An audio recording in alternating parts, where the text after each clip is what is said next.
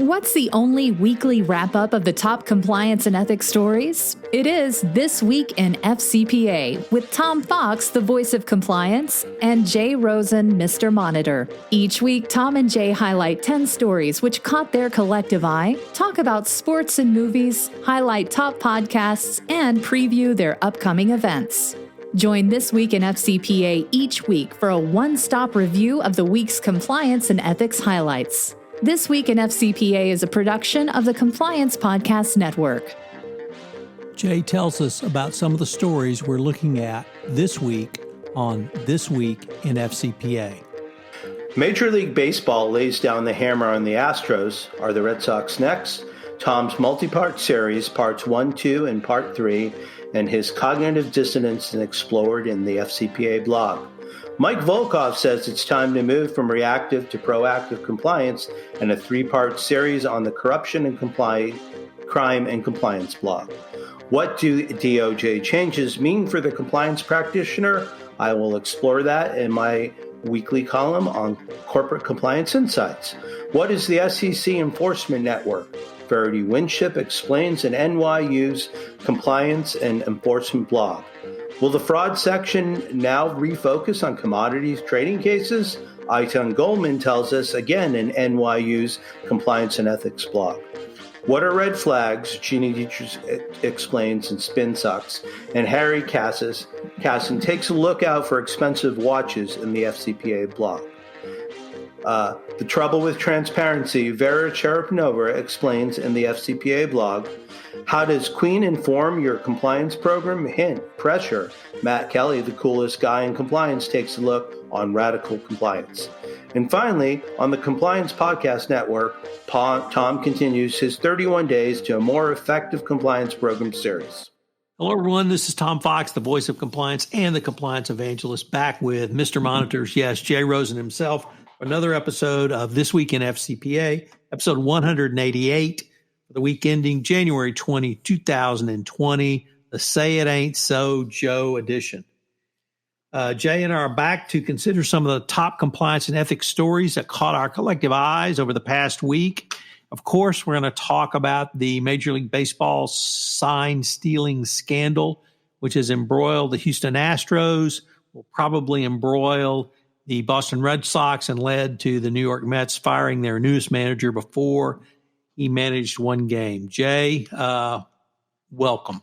Thanks, Tom. It isn't quite often, but I guess it happens more and more than we'd like it to, that we can talk about ethics, compliance, corruption, and baseball. So I know you started blogging about this week. If there's anybody who's been hiding under a rock or watching the pageantry of the impeachment pageant, why don't you tell us about the beginnings of this latest scandal for MLB. So, Jay, in about 2015, MLB went to replay and allowed coaches to request replay of certain calls on the field.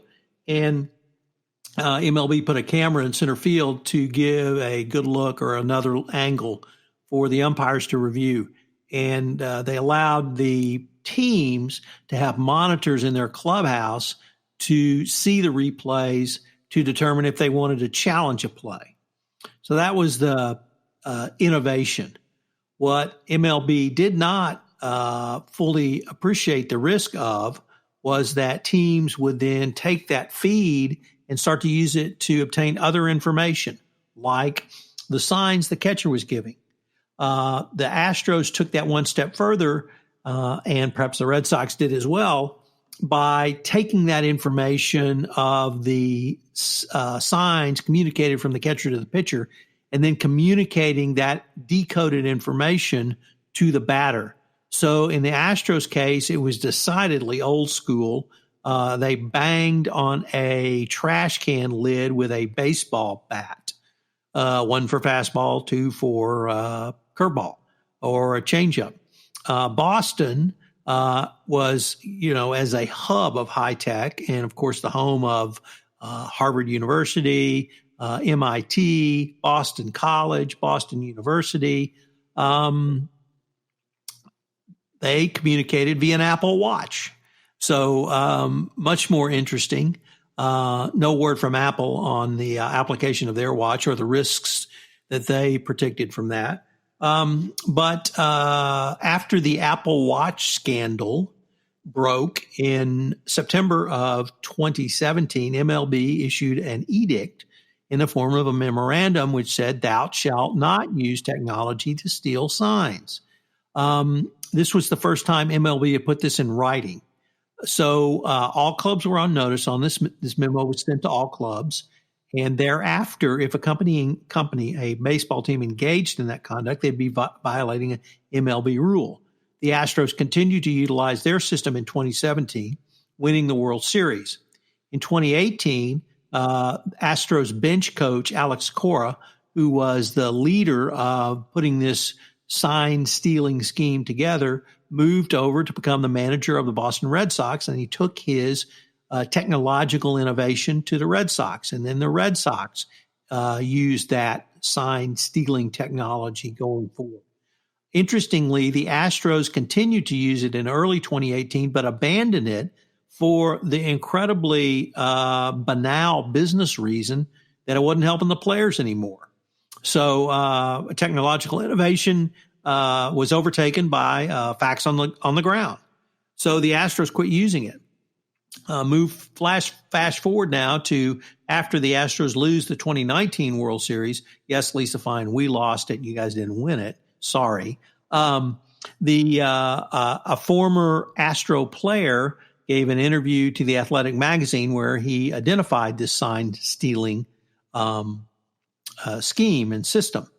Major League Baseball investigated, and this week they laid down the harshest penalty probably ever, at least since 1919, where the Astros were fined $5 million. The general manager and field manager, general manager Jeff Luhnow and field manager A.J. Hinch, were both suspended for a year. Thereafter, they were fired by Houston Astros owner Jim Crane. Alex Cora was fired, or at least mutually left the Red Sox employ this week. Today, as we're recording, the other Astro player identified in the MLB report, Carlos Beltran, was let go and fired by the Mets. He had gone on to signed to manage the Mets, had not yet actually managed a game. So the Red Sox are still under investigation. We do not know what penalty, if any, they will sustain, although we have to note they are now a two-time loser and recidivist, having been sanctioned for the Apple Watch imbroglio, which led to the memo, which led to making this illegal under baseball law. So that's where we are, Jay. I'm in the middle of a multi-part exploration of this.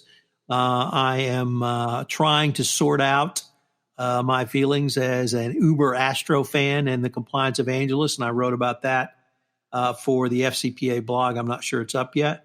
But you've now lived through Spygate. You've lived through Deflategate. You're now living through Corrugate. What does this mean, if anything, for the Red Sox? Well, it's a good question, Tom. Before we went on air, you and I were talking about some milestones in cheating controversies with MLB. And, on first blush, it's Spygate all over again, especially with the fact that the league is specifically warning teams or warning managers who think they know more than everyone else not to do it. So there is a shirt that says Boston City of Champions, and I'm wondering if some young entrepreneur might change that into City of Cheaters. And we need to just look in the closet and see if the Celtics and Bruins try to compete with their other major league brethren. I'm wondering what we'll find in there. So I'm equally disappointed. Tom, I know in your part too, you started to take a look at the corporate culture of the Astros. Did you want to touch on that a little bit before we leave this subject? So in addition to the violations that occurred, the Astros have had for some time just an incredibly toxic corporate culture, Jay. There was an incident during the playoffs where assistant general manager Brandon Taubman screamed an obscenity, which, as this is a family show, I will not use. Had some female reporters basically around Roberto Osuna, who was obtained by the Astros, even though he had a domestic violence charge against him, and the Astros allegedly had a no tolerance policy for that. The Astros at first denied that he said it. Then they affirmatively claimed that the female reporter working for Sports Illustrated had made the story up. Don't ever say a reporter made up a story, particularly when there were about 50 witnesses, and they got hammered over that, rightly so.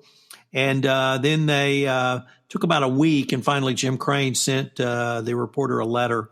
Lunau, during the entire time, maintained the Astros had done nothing wrong.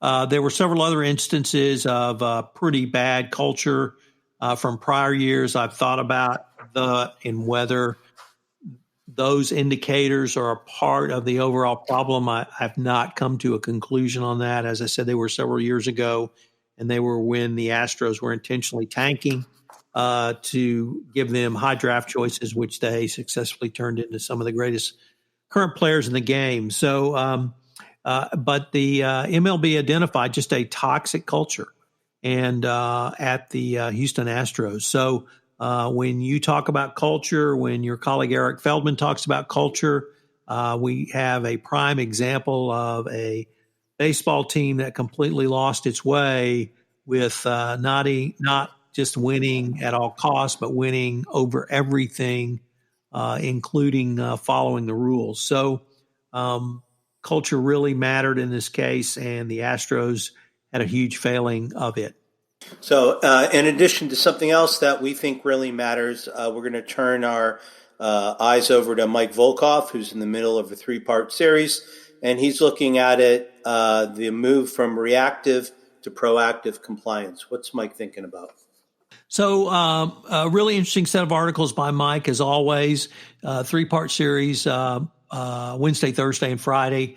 In part 1, he talks about how compliance really needs to think about the change to move from simply reactive to proactive, to move from detect to protect, to from detect to protect, to predictive to prescriptive, and then make that kind of change and then communicate that throughout the organization. The second is the CCO really needs to change as well. They need to change their outlook. They need to be one of the most, in fact, he called it the builder of bridges in the blog post title, and that absolutely encompasses what Mike thinks a CCO needs to be doing, is bridge building to other corporate functions.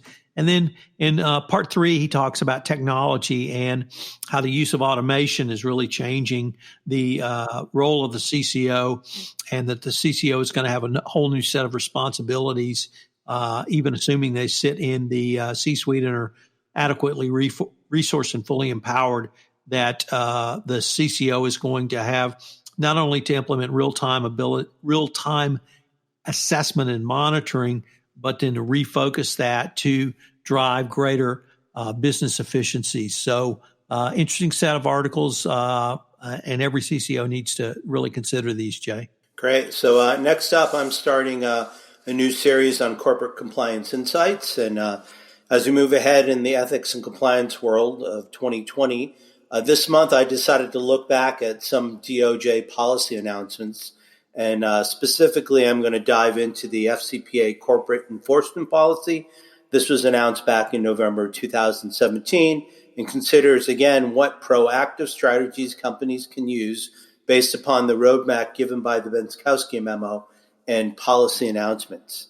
Over the next 5 blog posts, I will explore what companies can do both internally and externally to incorporate the Benskowski memo, and other DOJ guidance into organizations to show how to use the MO as both a sword and a shield, and the benefits of using a third party to fulfill compliance mandates.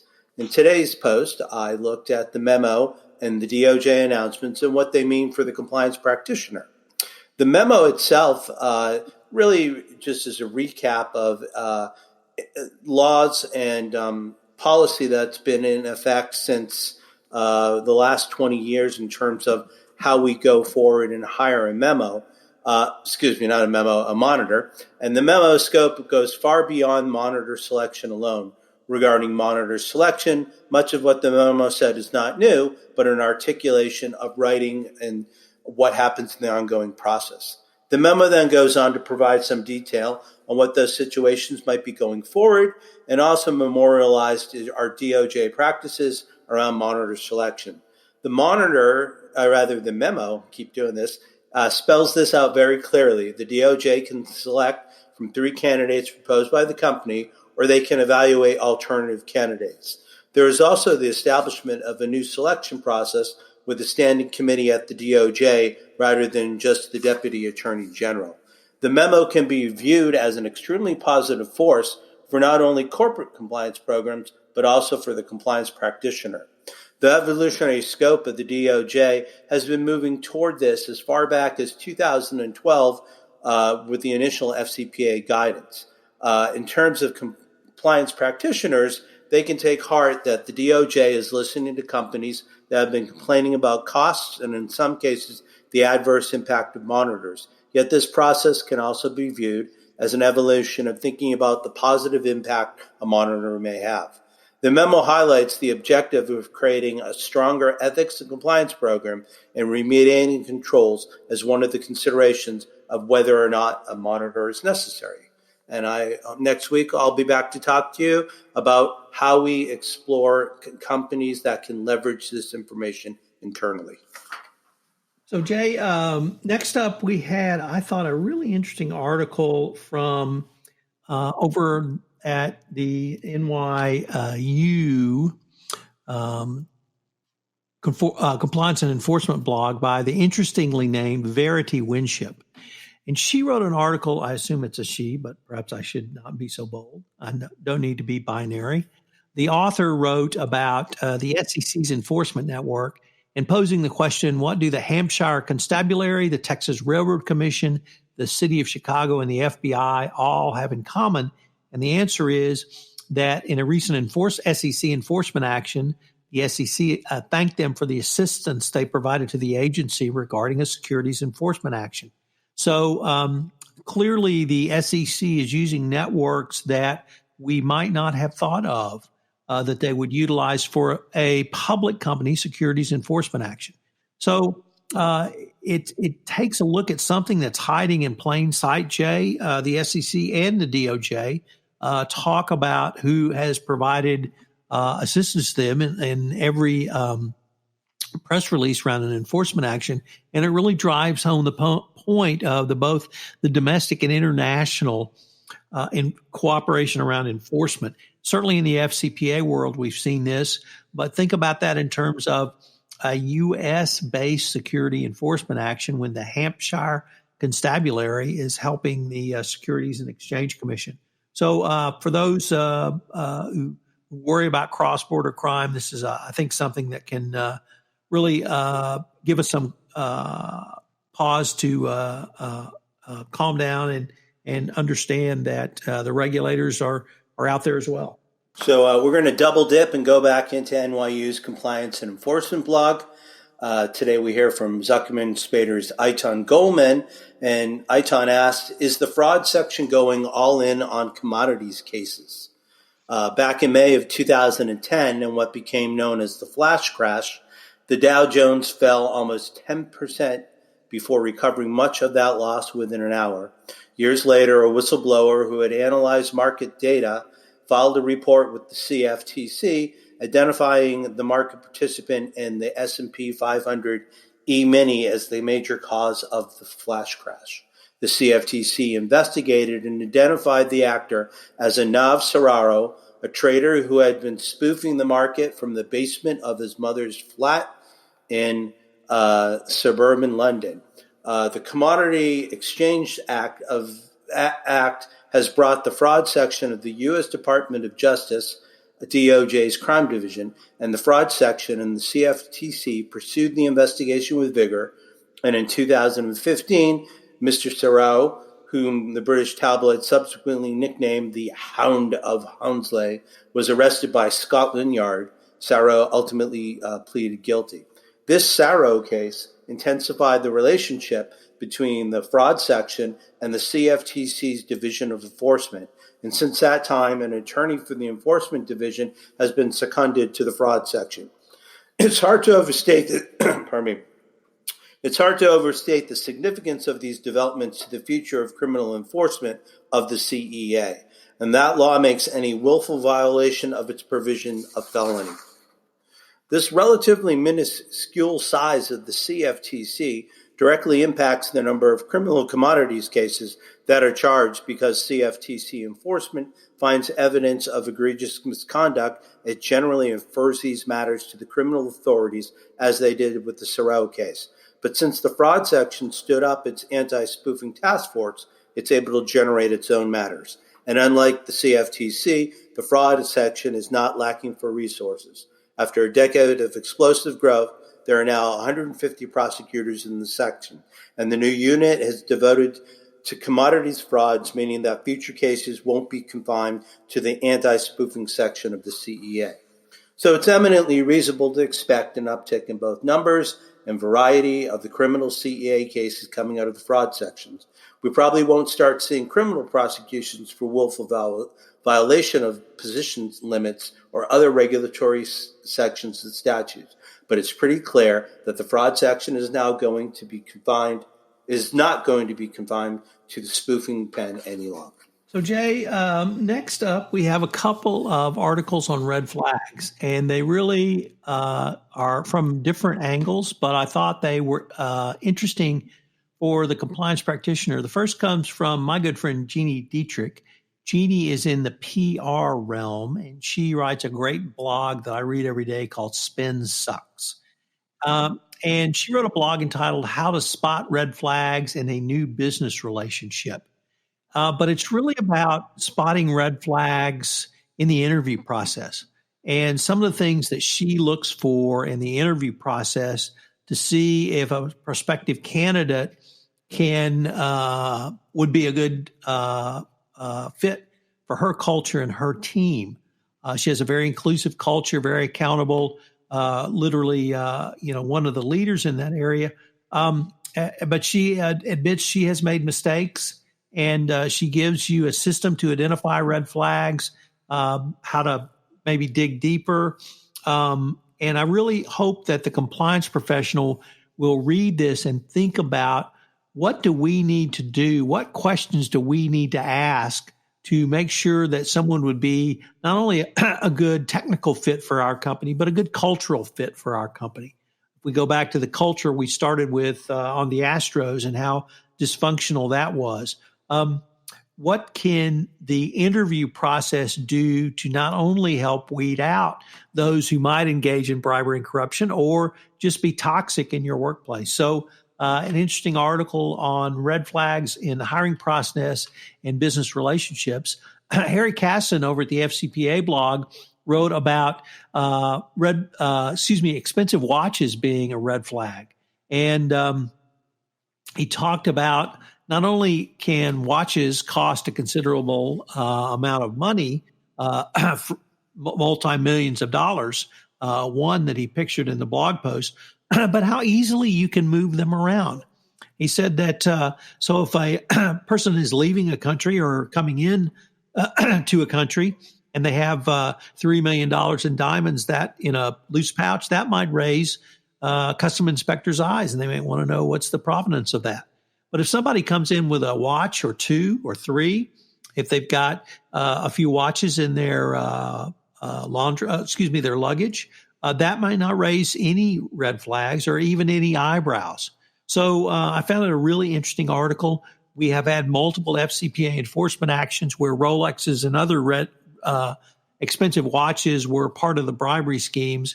And it just reminds us that something as basic as a watch can be a FCPA violation. So next up, we're picking up a blog from the Harvard Law School Forum on Corporate Governance, and the blog is entitled Corporate Law for Good People. The authors are Adi Leibson from Bar-Ilan University, Yuval Feldman, who is also at Bar-Ilan, and Gideon Parchamovsky, who is a professor of law at the University of Pennsylvania, my alma mater. Their paper offers a novel analysis of the field of corporate governance by viewing it through the lens of behavioral ethics. It calls for both shifting the focus of corporate governance to a new set of loci of potential corporate wrongdoing and adding new tools to the corporate governance arsenal. The behavioral ethics scholarship emphasizes the large share of wrongdoing generated by those who view themselves as good people whose intention is to act ethically. Their wrongdoing stems from bounded ethicality, various cognitive and motivational processes that lead to biased decisions that they view as either legitimate or justified. One of the authors recently completed a book called The Law of Good People that attempts to introduce the area of behavioral ethics to law, focusing on how law should deal with ordinary unethicality of good people whose behavior in various contexts, such as contract performance or hiring an employee, is ethically bounded. From a behavioral ethics standpoint, there are various aspects in which the corporation is a perfect hub for situational wrongdoing. For example, in corporate settings, much of the wrongdoing does not benefit the individual, but rather the corporation. The paper boils it down into three main topics. The paper's assessment of corporate governance through the behavioral ethical lens is in three stages. First, it exposes potential ethical blind spots in which wrongdoing by good people might be more prevalent than previously assumed. Second, it suggests novel corporate governance interventions supported by behavioral ethics to address wrongdoing by good people. And third, finally, it identifies existing intervention and, according to behavioral ethics analysis, may generate unintended adverse effects on the behavior and well-meaning corporate officers and exacerbate wrongdoing instead of mitigating it. So we link to this in the show notes, and there's a link that you can follow to download the whole article. Jay, next up we have an article by the regular contributor to the FCPA blog, Vera Sharapanova. We have talked about her blog posts in the past, and she had a really interesting one entitled Transparency Can Cause More Corporate Crime. And this, at first blush, Jay, seems counterintuitive because certainly I and perhaps you and others talk about the need for transparency in the light of day, and that the light of day can disinfect corruption, that transparency implies accountability and the perception that by being transparent, one will be accountable to others. But what she brings up is counterintuitive findings of behavioral research is that transparency may lead to a diffusion of moral responsibility. Quite simply, that if someone is transparent and they announce they're going to do an act and no one objects, there may be a tacit approval, or at least the actor may believe that they have tacit approval to move forward with the action that they have so articulated. So I found this really interesting. It's something that I think we're going to have to be cognizant and aware of, and really tell people that you've got to speak up, and you have to give people safe places where they can do that. So it wouldn't be a week in the FCPA if we haven't picked up something from our colleague in Boston. This comes to us from Radical Compliance, from Matt Kelly, the coolest guy in compliance. This week, Matt decided to look at how pressure invades corporate culture. And Matt has been writing about Boeing coming through the end of 2019 and going to 2020. And he still thinks that Boeing might be one of the biggest stories of ethics and compliance in the coming year. And specifically, he's looking at a quote that came through the New York Times. And this came from a Boeing employee, Boeing Chief's technical pilot, Mark Fortner. And he said, "It's probably true, but it's the box we're painted into. Mr. Faulkner said, citing the desire to keep training to a minimum, a bad excuse, but with what he's being pressured into complying with. So part of this looks at the fact that Boeing was under market pressure to come up with a competitive airplane that would go up against their European competitors. And when they ran into problems of trying to keep things simple, there were certain aspects to how the plane performed that they did not share with other people. And this made Matt think about another corporate cousin that had eerily similar situations, which was the corporate debacle in the 2010s during at Wells Fargo. That was another sprawling organization like Boeing that professed a strong commitment to ethical culture, yet everywhere employees felt a pressure to perform that degrades into misconduct. So Matt says that it's not like the shareholders and the board says, we want you to perform an unethical act to lead to profits, but that is the pressure that comes down upon them. And a couple of years ago, Matt coined something which he called the anti-fraud triangle. And when he takes a look at it, you've got culture that should be pushing back against the pressure from the board, and you also have values that should be pushing it back against rationalization. Unfortunately, as we hear more and more about the Boeing situation, we see that there was a real corporate-wide failure on keeping up the ethics. And as we boiled this down to in the past, Boeing's job is just to create safe airplanes to keep people alive. And instead of that, they tried to figure out ways how to add to the bottom line. And by not heading these things off in the forefront, they have now lost billions of shareholder value. They've lost 2 planefuls of people. And this is a morass that will just, we're going to keep following into the new year. So the only thing I can add is we've linked to the Freddie Mercury version of Pressure, and I suggest you read the blog post both after listening to Pressure and then listen to it again after you've read it. So, Tom, you have been continuing with your series of 31 days to a more effective compliance program. Which topics do you touch on this week? So, Jay, on Monday, I looked at institutional justice. On Tuesday, I considered risk assessments. Wednesday, I suggested how you can evaluate a risk assessment. Today, Thursday, I looked at the third-party risk management process. And on Friday, I looked at how do you actually manage a third party after the contract's signed. So we are on day 16 of 31 days to a more effective compliance program. I'm extraordinarily pleased to announce iTunes has accepted this podcast. So I've linked to the iTunes feed if you want to just listen to 31 days to a more effective compliance program. As with all things, Jay, I have one switch on and off, and once I start, I can rarely stop. So my suspicion is that we will have other months down the road where we're going to be taking a look at specific topics of a best practice compliance program on my 31 days to a more effective compliance program podcast. I'm not sure Mrs. Compliance Evangelist is looking forward to it, but I certainly am. So I have an event that we had in Los Angeles this week and another event that will be coming up in Costa Mesa next Friday that I wanted to talk about.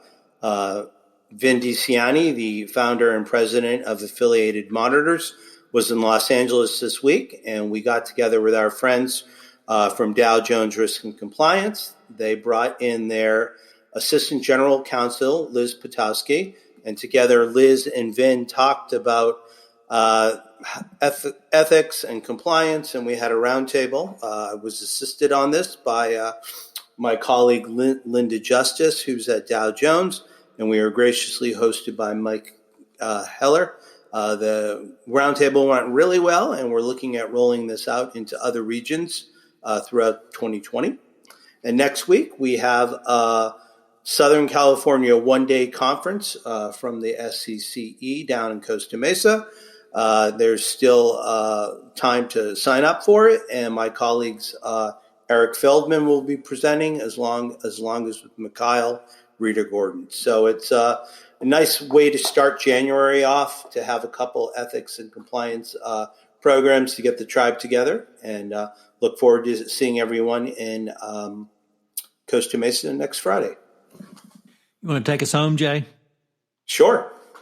So on behalf of Tom Fox, the compliance evangelist and the voice of compliance, and myself, Mr. Monitor, we'd like to thank you for joining us for This Week in FCPA, episode 188, for the week ending January 17th, 2020, the Say It Ain't So, Joe edition.